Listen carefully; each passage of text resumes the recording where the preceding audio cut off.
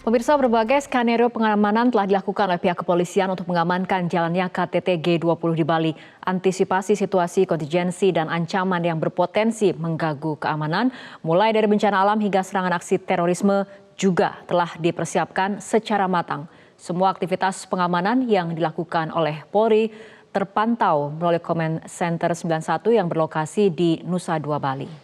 Dan berikut liputan selengkapnya, Zevanya Sara dan juru kamera Syahdam Arahman bersama Kapolri Jenderal Listio Sigit Prabowo dari Command Center 91 ITDC Nusa Dua Bali. Konferensi tingkat tinggi G20 sudah di depan mata. Tidak hanya Polri namun juga dari pihak TNI ini saling berkolaborasi untuk mengamankan berlangsungnya KTT G20 agar bisa berjalan dengan aman dan juga lancar. Saya berada di Command Center 91 milik Polri yang berada di ITDC Nusa Dua Bali. Dan untuk berbicara mengenai seperti apa pengamanan yang sudah dilakukan oleh pihak kepolisian yang saat ini sudah berlangsung, saya akan mengajak Anda untuk berbincang langsung bersama Kapolri Jenderal Listio Sigit Prabowo. Pak Kapolri, apa kabar Pak? Baik, selamat sore. Terima kasih. Pak Kapolri, kita sudah berada di Command Center 91 milik Polri di ITDC 2 Bali. Bisa dilihat juga di belakang kita ini sudah banyak sekali monitor yang dapat memantau berbagai aktivitas begitu Pak. Mungkin bisa dijelaskan Pak, apa saja ini yang dapat kita pantau dari Command Center 91 ini Pak? Baik, terima kasih. Mungkin saya urut dari yang paling kanan. Ini terpantau mungkin ya.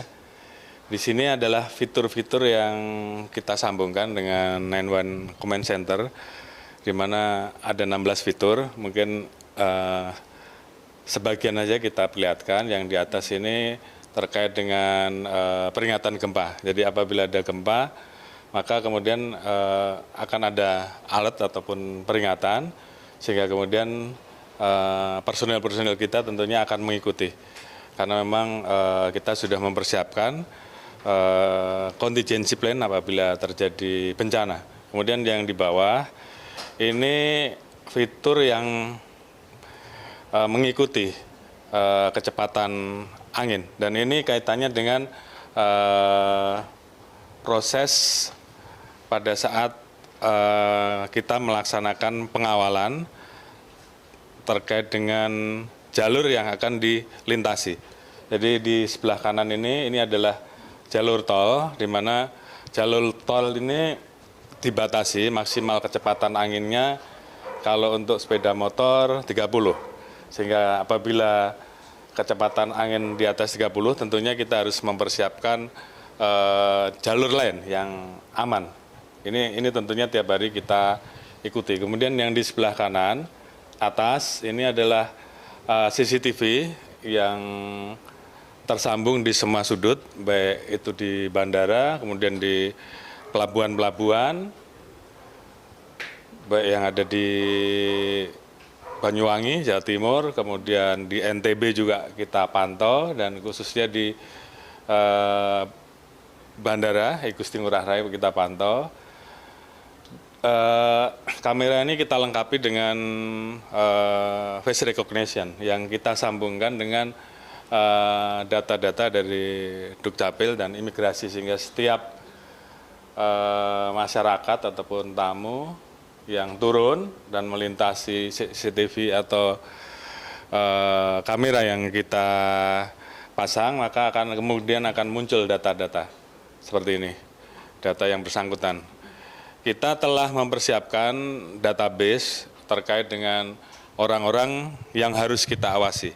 Apakah itu terkait dengan DPO kasus-kasus kriminal, kemudian daftar catatan orang-orang yang memang harus kami pantau, yang kira-kira bisa mengganggu jalannya KTT, dan tentunya juga orang-orang yang terdetek ikut jaringan, apakah itu jaringan teror ataupun jaringan-jaringan khusus yang memang dalam pantauan kita. Itu semuanya tentunya begitu nanti terekam oleh kamera kita, itu akan ada notifikasi, dan dari situ kita sudah siapkan anggota-anggota kita di titik-titik tertentu untuk melakukan langkah lanjut untuk pengamanan.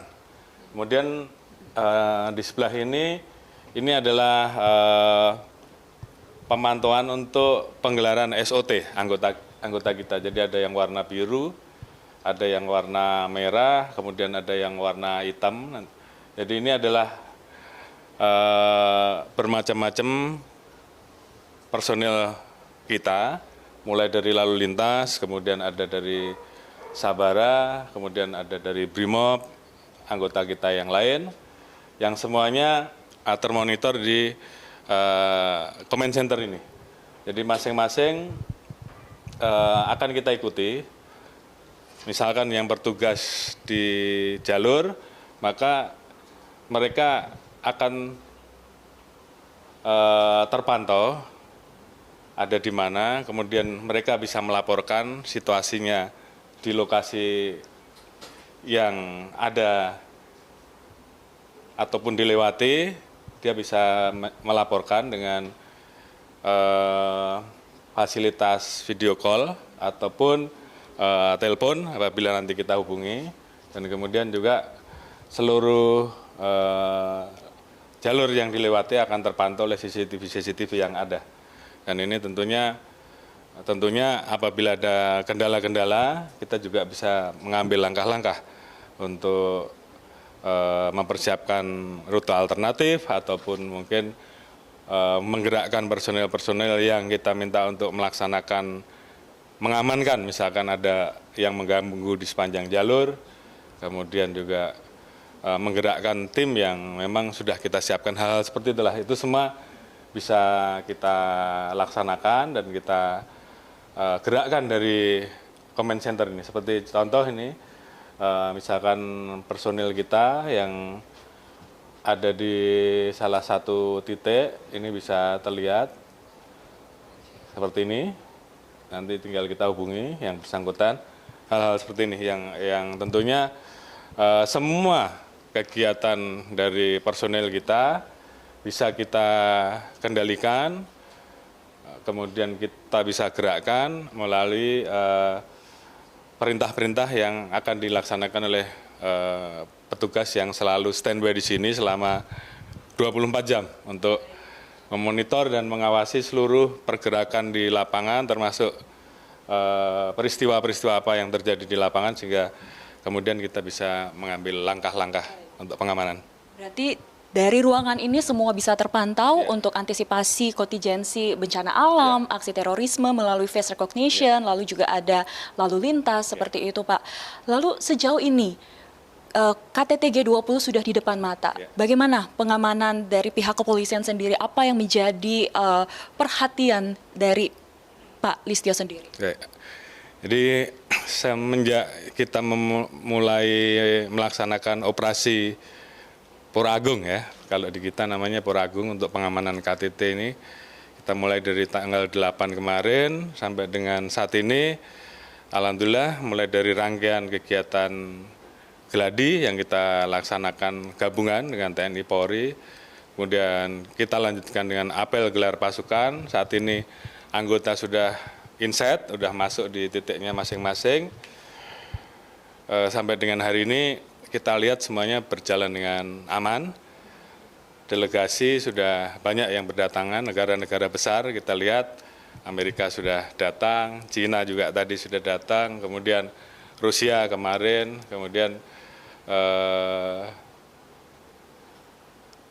Korea juga sudah datang, Jepang juga sudah datang, dan semuanya sampai saat ini masih sesuai dengan rencana, jadi tidak ada gangguan dan semuanya sesuai dengan jadwalnya. Kemudian dari mulai bandara kita antar sampai dengan lokasi akomodasi masing-masing, dan beberapa negara saat ini sudah melaksanakan kegiatan rapat bilateral, ya, dan mudah-mudahan ini bisa kita pertahankan sampai dengan selesainya kegiatan KTT nanti.